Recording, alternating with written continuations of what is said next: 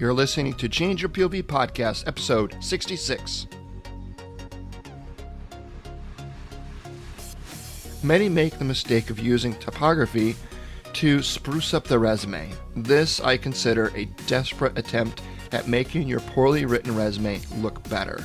This should go without saying, but here goes anyway. If your resume is poorly written, it really doesn't matter how many bolds, italics, caps, or underlines that you have in your resume, it will still stink.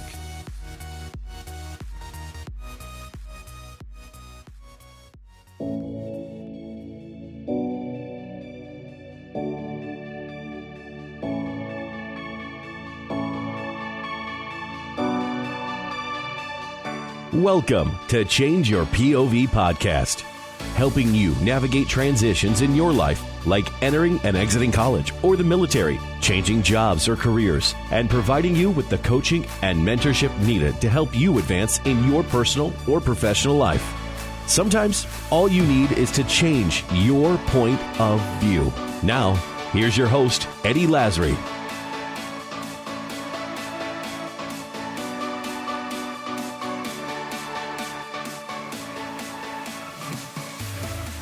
Hello, folks, and welcome to Change Your POV Podcast.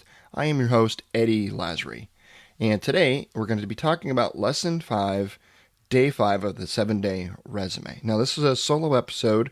Mr. Bennett Tanton is still in the process of moving himself and his family to Syracuse, New York, so he is pretty busy right now with the moving guys and whatever else. Also, it's the day after 4th of July, so I'm sure he's doing a whole lot of probably nothing right now. Good night last night. Spent some time with the family. Shot off some fireworks. Only burnt myself like 4 times, which is, I think, a record for me, which was good. But yeah, man, happy 4th to everybody out there listening. So, all right, let's get into this. Today we're going to talk about typography, not to be confused with topography. Those of you that served in the military, you use those maps with the it's called topographical maps. They've got the little lines on there that show the ranges and elevation. That is called topography. We're going to be talking about typography. And typography is really, it's the font size, the use of bold, italics, all that kind of stuff. So that's what we're going to be talking about, all of those aspects or elements to your resume. So we have a lot to cover in this lesson, so I'll get right into it. The typography in your resume includes, like I said, the font size, style, and a whole bunch of other stuff that we're going to talk about. First, bullet statements. We covered bullet statements extensively last week in Lesson 4. However, it's important to specifically mention bullet statements when discussing typography. Many make the mistake of using typography to spruce up the resume. This I consider a desperate attempt at making your poorly written resume look better. This should go without saying, but here goes anyway. If your resume is poorly written, it really doesn't matter how many bolds, italics, caps, or underlines that you have in your resume, it will still stink, okay? I mentioned bullet statements specifically here because it seems to be the place where folks try to be the most creative with their typography. Think of typography as spices when you're cooking. If you use too much or the wrong ones, then no one is going to want to eat your food. The same goes for your resume. Now let's break down each component. First, font. The font you use is very important. You want to use something that is clear and easy to read. Remember, the recruiter and hiring manager are skimming more than they are reading your resume. You will hear a lot of opinions regarding this. Rather than go into why all other opinions are not as effective, I will just share with you my recommendations. The easiest, most readable font to use in your resume is Arial. That is the font that you are reading right now. If you are on the taking the online training course, you're obviously, if you're listening to this podcast, you're not reading it. But the Arial is the font that I use in all lessons that I use in 7-Day Resume. All right, let's look at a few others and see, and just get an example of what others use. So Cambria is another common font. It's not a bad choice if you're not a fan of Arial. Another one is Ubuntu, Ubuntu. It looks clean but can be distracting when you're reading an entire resume. The third option is probably my second choice, and that's Times New Roman. This is a very popular and good choice. It is one of the earliest fonts, and many are used to reading this particular font in magazines, online, in novels and books and things like that. So people are used to reading Times New Roman, so it's not uncommon to see that in a resume. So Times New Roman, Arial, and the other two reasons I like those, another reason I like those two specific fonts are because they're available in just about everywhere. Every word processing software, whether it be Google Word or Google Docs or Microsoft Office Word, whatever you're using to write your resume, chances are there's going to be an Arial or New Times Roman or both. And like I said, fonts are vast in number. And they can get pretty creative. You get other fonts that I've seen, like Architect's Daughter, or even that Script font. That I can't remember. Maybe it's called Script, but it's that font that makes it look like you're writing cursive. I've actually seen resumes done in that. It's absolutely just horrific. All right, stick to something simple and clean, easy to consume. Arial and New Times Roman, one or the other. And when you pick one, whatever font you choose to use, it's important to point out that you should use that font throughout your entire resume. Don't change up fonts along the way. It's very distracting. All right, font size. Size could be a tricky thing. You should play with this to some degree to maximize the effectiveness of your resume.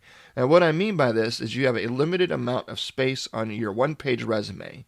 You'll need to ensure that you fill up the whole page but not go over. This can be achieved at some level by increasing or decreasing the font size of your resume. I do not recommend going below the font size of 10 or above the font size of 12. So you can see that when I say play with the font size a little, I really mean a little. However, the overall look and feel of your resume can change quite a bit between font sizes 10 and 12. All right? And to be clear here, if you choose, say, font size 10, for example, I'm not saying that your entire resume should be font size 10. Also, you should consider that the font size of empty lines as well. All right? And in the training video, or in the training, it's in the video, but in the downloadable version of the training, once you sign up for this training, you will see some images of my resume, and I point out all the different areas and font sizes, so you can get a kind of a sense for how I've structured mine.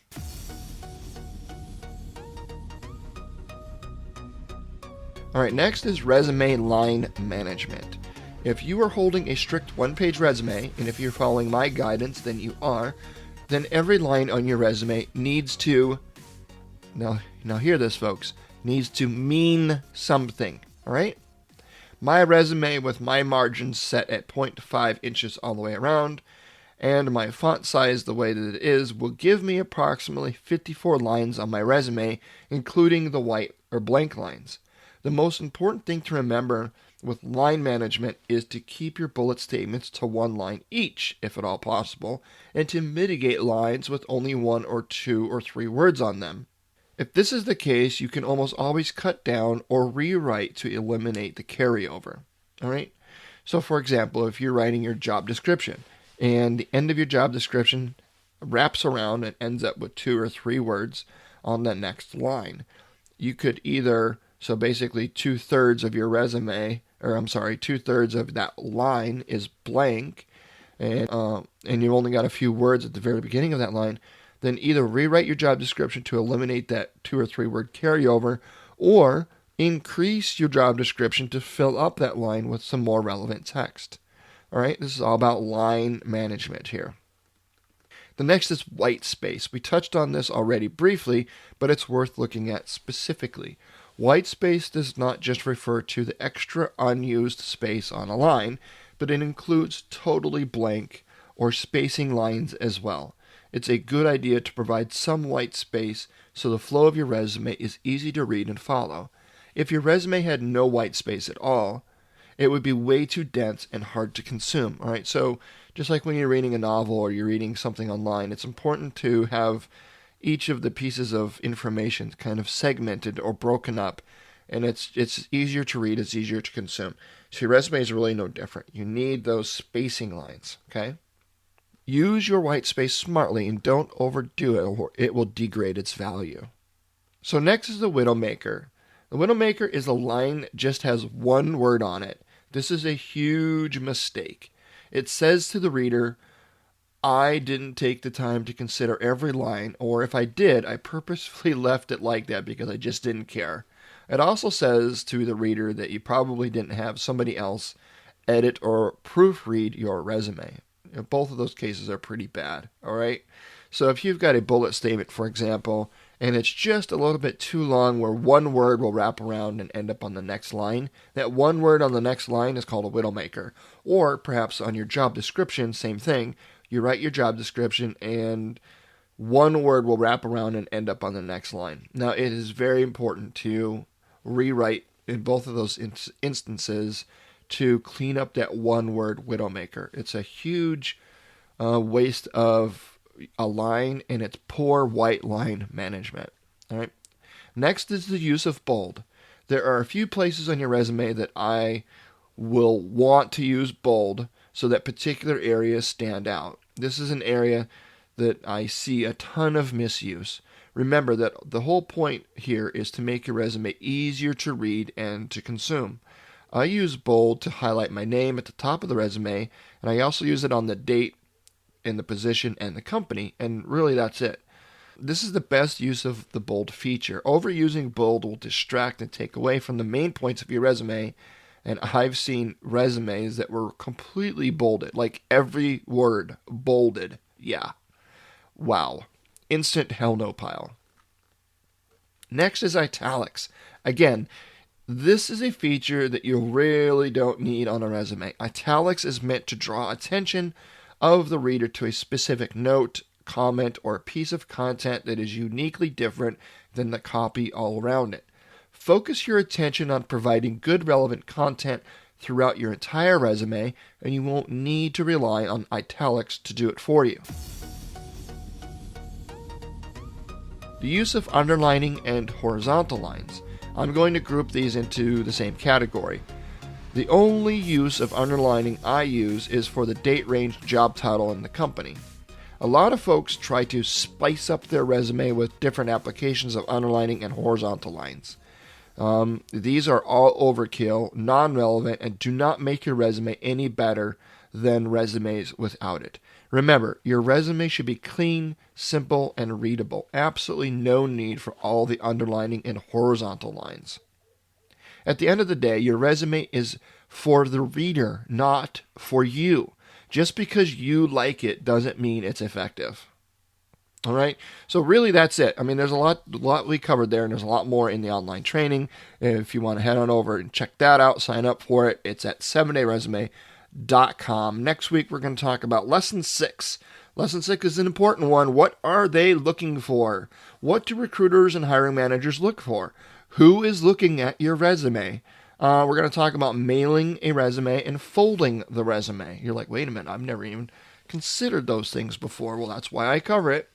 Remember, if you have any questions or would like to connect with me, you can reach out to me by emailing me at eddie@changeyourpov.com. You also, when you sign up for this free training, you also have access to a closed Facebook group where you can interact with other people that are in that training, and myself, and Bennett Tatton's there as well. And we can ask, or you can ask your questions, and we will answer anything that you have about your resume. So it's a good resource to have, and it's all free, folks. All free, absolutely no strings attached. So that's it. That will conclude this episode of Change Your POV. You can find all the show notes for this episode by heading over to changeyourpov.com/episode 66. Never miss an episode. Hit subscribe on your podcast player of choice. We have a lot more great content headed your way, and I will talk to you and see you next week. Until next time.